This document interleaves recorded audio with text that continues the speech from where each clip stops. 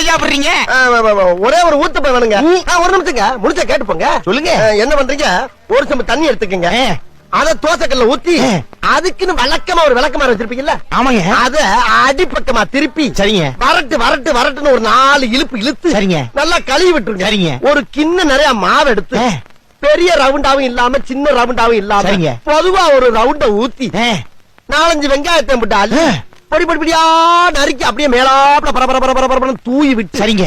ஒரு நீளமான கேரட் எடுத்து அதையும் பொடி பொடியா நறுக்கி சரிங்க. அப்படியே மேலாப்ல பரபர தூவி விட்டு சரிங்க. ஒரு 16 கரண்டி நெய் எடுத்து சரிங்க. அதுல 6 கரண்டி நெய்ய உள் சைடு அப்படியே லேசா விளாவி விட்டு சரிங்க. 10 கரண்டி நெய்ய தோசைக்கு வெளி சைடு அப்படியே மேலாப்ல விளாவி விட்டு சரிங்க. இட்லி பொடி இருக்கு பாத்தீங்களா? அத அப்படியே அள்ளி மலை சாரல் மாதிரி அதை மேலாப்ல பரபர அப்படியே பேய விட்டு சரிங்க.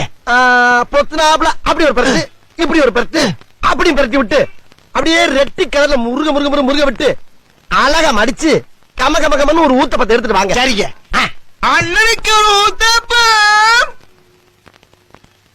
அட பிக்காளிப்பழ 1/2 மணி நேரமா கதையா சொல்லிருக்கேன். அம்பட்டுக்கும் சரிங்க ஒரே வார்த்தையில ஊத்தப்பம்னு போயிட்டானே. வரட்டும் வாடிங்க, நாலாம் தரன். ஊத்தப்பம். வேற என்ன வேணும்? வேற ஒண்ணு வேணாம். இதோட உன் சவகாசம் போது ஆள விடு. ஒரே ஒரு ஊத்தப்பம் போதுமாடா? போதும்டா. அண்ணனுக்கு ஒரே ஒரு ஊத்தப்பம்.